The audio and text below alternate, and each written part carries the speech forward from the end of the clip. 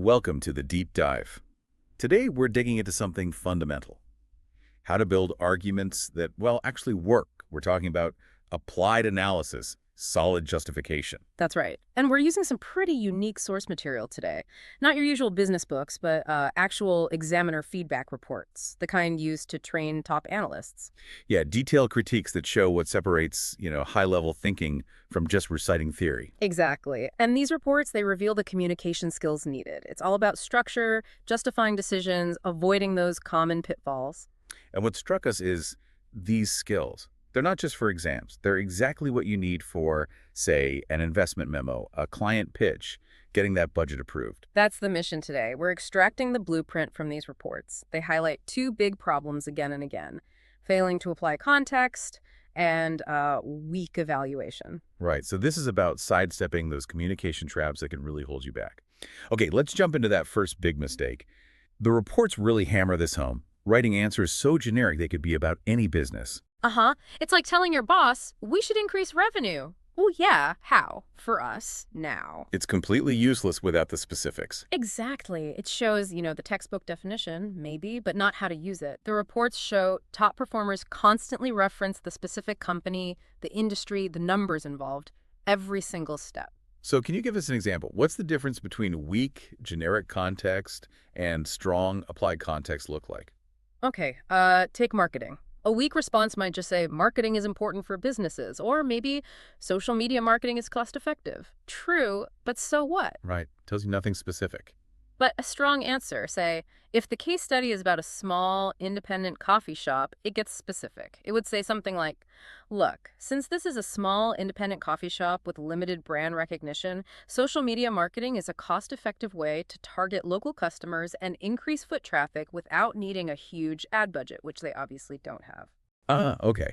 So you're linking the general idea, cost effectiveness, directly to the specifics of that coffee shop. Small, local, limited budget. Precisely. That tailoring is what makes it credible. It shows the thinking is applied. And you saw this across different areas, like operations, too. Absolutely. Same principle. If you're talking pricing for, I don't know, a big supermarket chain like Tesco, you can't just say lower prices. No context. Right. The strong analysis says, as a supermarket operating in a highly competitive market, Tesco should consider lowering prices on essential goods specifically to attract more customers and increase footfall. You ground it in their reality, the competitive pressure. Okay, so the big takeaway here is crystal clear. Always connect the theory back to the specifics of the situation you're analyzing. No context. You basically haven't started. You got it. It's fundamental. Okay, so once you've got the context right, the next big thing these reports flag is people just listing points. They state facts but don't actually explain the connection or the impact. Right, the so what is missing. Exactly. And to fight that, especially for those medium-length analyses, the reports show successful people use a structure. Often something like PEAL. PEAL. Okay, most of us have probably heard that acronym. Point, explain, evidence, link. But let's talk about why it works strategically. It's not just about neat paragraphs, is it? No, not at all. It's about building logical momentum. So P is the point. Just state your core argument clearly. Okay. Then the first E is explain. Why is this point relevant? What's the mechanism? How does it work? The second E is evidence. This is where you bring in the data, the facts from the case study, maybe real-world examples if appropriate. You back it up. Right. Point, explain, evidence. Uh-huh. But you said the real power is in the L, the link. That's often where it clicks into place, yeah. The link step is crucial. It connects everything you've just said back to the bigger picture, back to the original question or the overall business goal. It makes sure your point actually lands and answers the question. Okay, let's use that e-commerce example you mentioned earlier. Say the question's about its impact on a small retailer. How would PEAL work? All right, so P, point. E-commerce lets small businesses reach way more people, even globally. Simple enough. E, explain. This works because they can sell nationally, internationally, whatever, but crucially, they cut down massively on overheads. No need for expensive physical stores. Okay, makes sense. Now, evidence. E, evidence. You could point to, like, All those independent shops using platforms like Shopify, they've grown hugely without needing tons of capital for multiple branches. Right. Real-world proof. And then the vital L, link. However, and this is where the analysis deepens relying only on e-commerce. That could make them really vulnerable. Think intense online competition, maybe being too dependent on one platform. So the link suggests maybe a hybrid approach, blending online and physical, might be smarter for long-term stability and managing risk. Got it. That link isn't just summarizing, it's evaluating. It's looking ahead, considering downsides, suggesting strategy. That's what moves it beyond just stating a benefit. Exactly. It shows you're thinking critically about the implications. Okay, now for the really complex stuff, the longer evaluations. The reports say the absolute killer mistake here is saying it depends, but then stopping. Oh, yeah, that's a classic. It depends. Full stop. Useless. You have to explain what it depends on and, critically, why that factor matters for this specific business. So it's not about avoiding it depends, but about unpacking it fully. Precisely.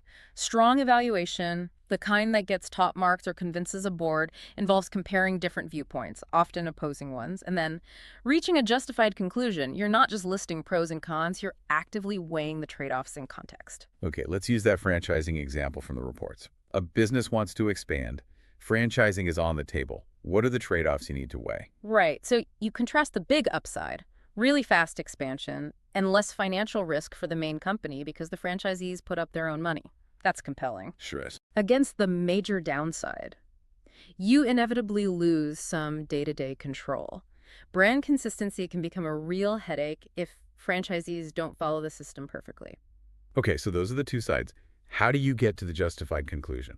By defining the conditions under which one outweighs the other. So you'd say, franchising is actually a great strategy for businesses with really strong, simple, easy-to-copy systems. Think fast food chains, right? Yeah, makes sense. Standardization is key. But, you continue, direct ownership is probably much better for, say, luxury brands or high-end restaurants. Why?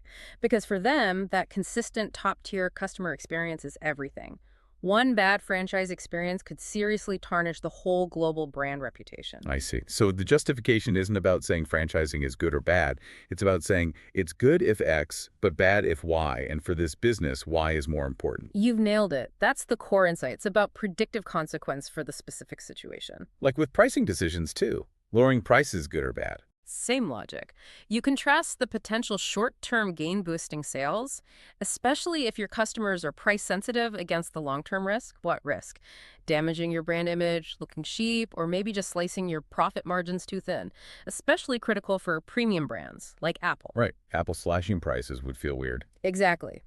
So the decision totally hinges on your market position, who your target customers are, and your evaluation has to make that dependency explicit. No hiding behind a vague "it depends." Okay, beyond the big picture structure and context, the reports also pointed out some, let's say, tactical errors, conceptual misunderstandings, and even issues with numbers that trip people up. Yeah, absolutely. Some recurring conceptual muddles came up, especially in the marketing side. People constantly mixing up public relations, PR, and sales promotions. Ah, okay. They sound related, but they're different beasts. Totally different. You need to be precise. PR is about managing the company's overall image, its reputation, building goodwill, its long-term. Think about getting a positive story in a major newspaper about your sustainability efforts. That's PR. Right. Building the brand narrative. Exactly. Sales promotion, on the other hand, is purely tactical, short-term stuff. It's discounts, buy one, get one free, coupons, things designed specifically to get people buying right now, boost immediate sales figures. Yeah, PR reputation, long-term, sales promotion, sales boost, short-term.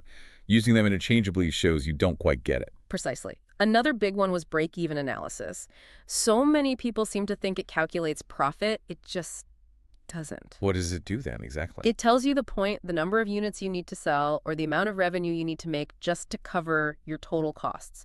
Zero profit, zero loss. That's break even. Okay, so it's about covering costs, not making profit. Right.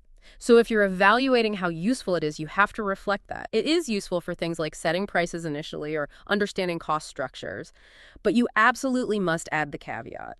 It ignores external factors like changes in customer demand or competitor actions. It's a snapshot, not a predictor of actual profitability. That makes sense. Now, you also mentioned numerical anxiety. Seeing formulas, Mm. People get scared, maybe skip the question. But the report suggested there are marks just for trying. Yes, definitely. This was a key tactical point. Don't skip calculation questions just because you're unsure about the final number.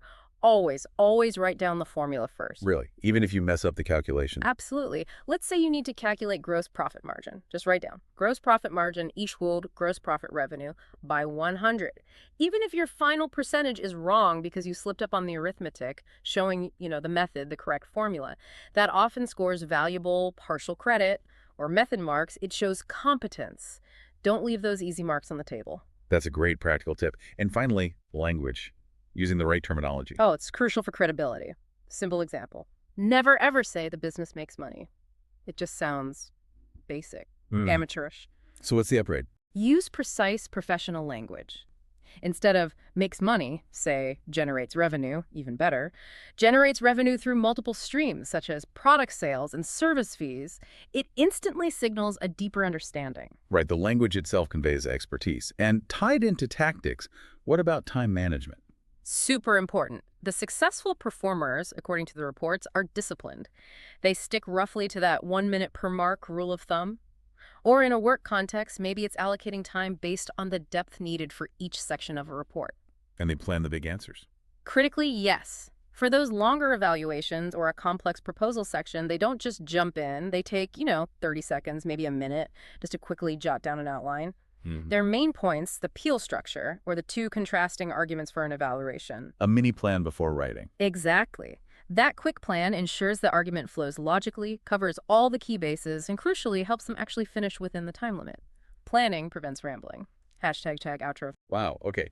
This has been incredibly practical, pulling insights from those examiner reports. So let's quickly recap the core takeaways for you, the listener. When you're building any argument or analysis, first, always apply context.